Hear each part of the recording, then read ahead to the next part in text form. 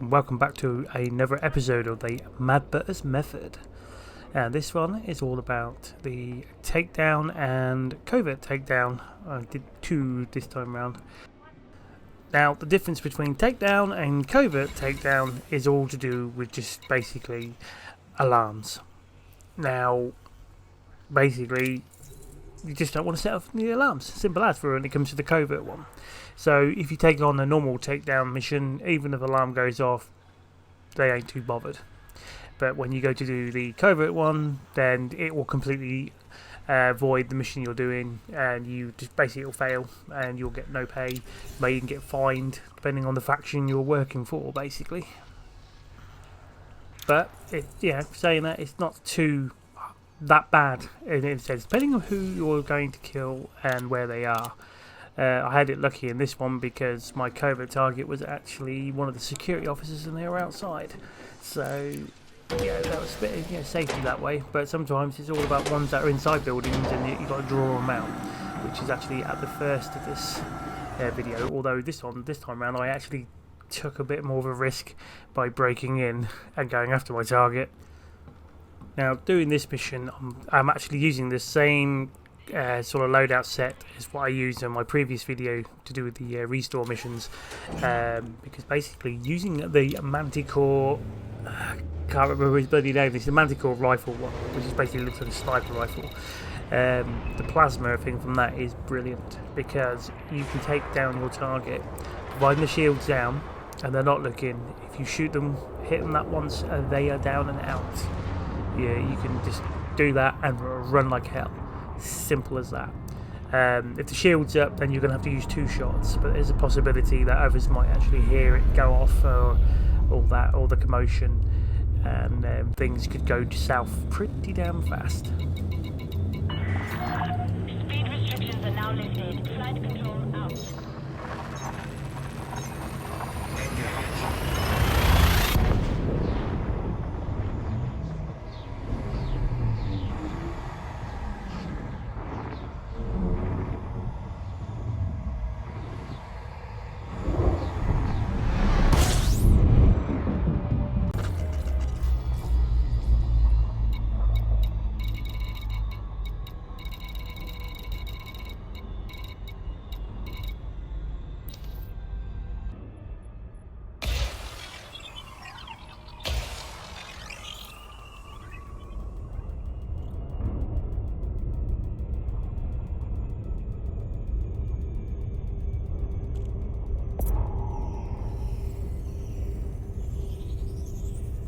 Surface scanned by 50%.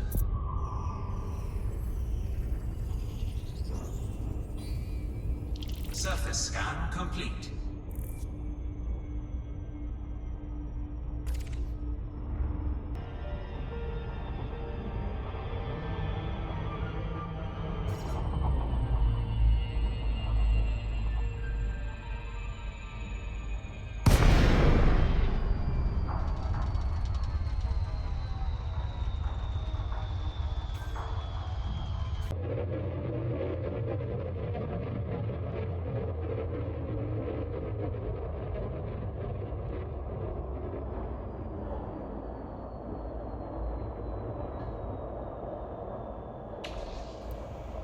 Once you arrive at your location, now I completely forgot about this when I turned up here. I was worried if I get scanned, if they would know if I was here to do what I was going to do.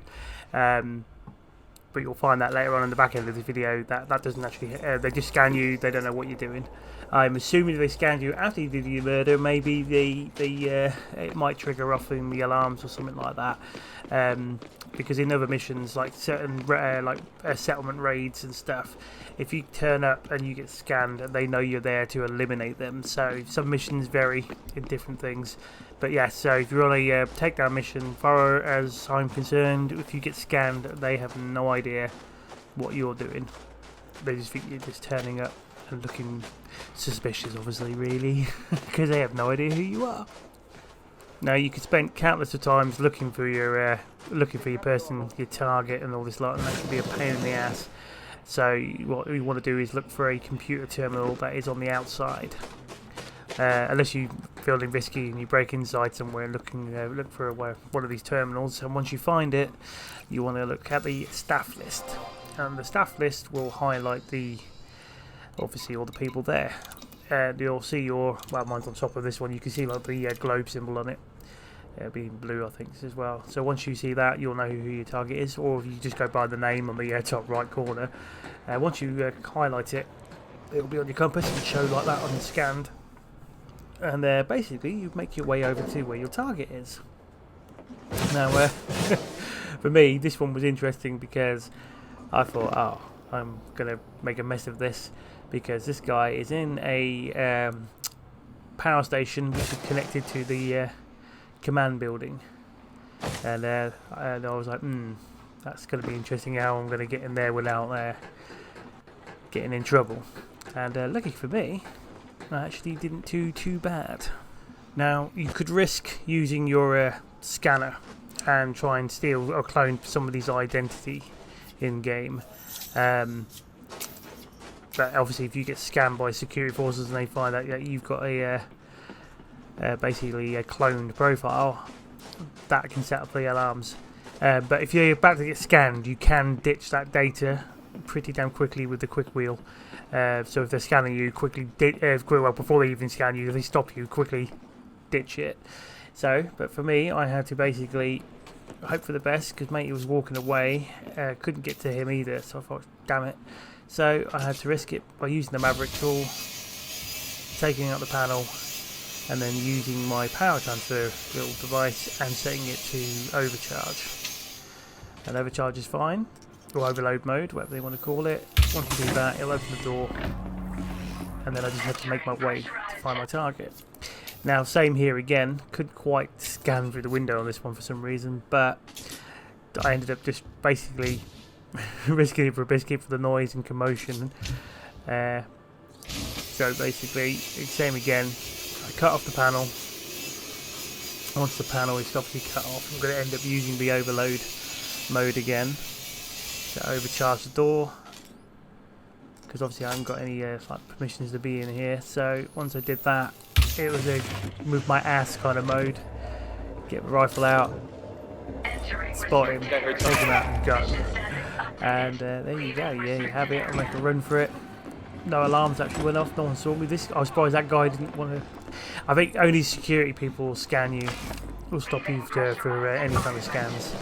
But basically, once you've done that, get to your ship pronto and just get out of there. Just leave.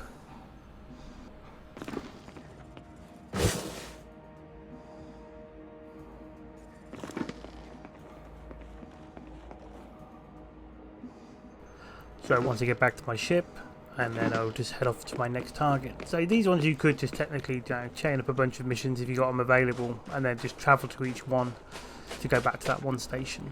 So it's all about basically what time you got on your hands, and if you like doing those kind of missions, which I do. I quite like doing these ones, to be fair. I mean, it's not like you're going to make millions and millions and millions, but it will rank up your mercenary rank, I think, if I'm correct. But there's like plenty of other little missions I've got to try and do. Some other ones like procurements and stealings and breaking and entry sort of stuff. There might be some videos where I might just go off the cuff, shall we say, and cause some chaos.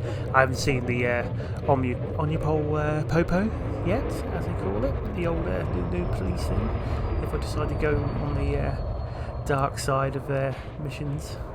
And obviously you pay off a lot of fines if I get nicked, unless I get killed. I'm not sure if they'll take the money straight away. Can't remember, I'll have to have a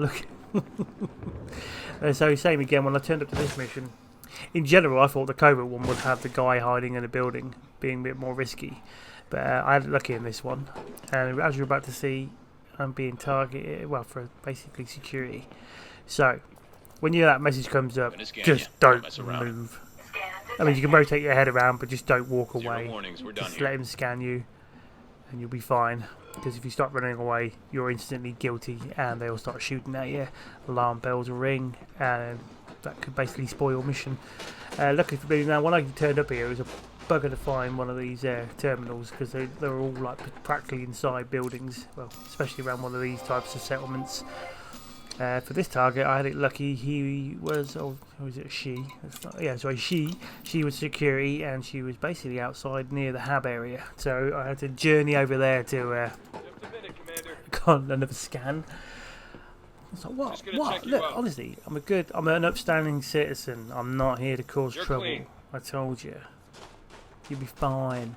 Anyway, so lucky for me, the target was somewhere across over the settlement where the habs were.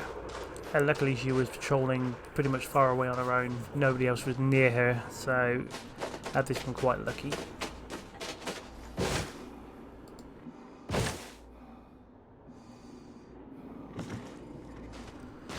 So what I wanted to do is make sure I'm out of line of sight from this target. And make sure my rifle was ready. And so I sort of watch the arrows sometimes, or if you can see where they are via this like this, you know that light was obviously shining towards this way. So I was waiting for it and hoping that she was already turning away. Like I said, one shot from this thing is deadly. Now, yes, bear in mind I have upgraded this, but it still worked even when it just as a bog standard weapon, without any engineered parts to it or any upgrades. One shot and they are down. As long as the shields are out, you're fine. So once your target is down again, just get your ship and get the hell out of there. Don't hang about.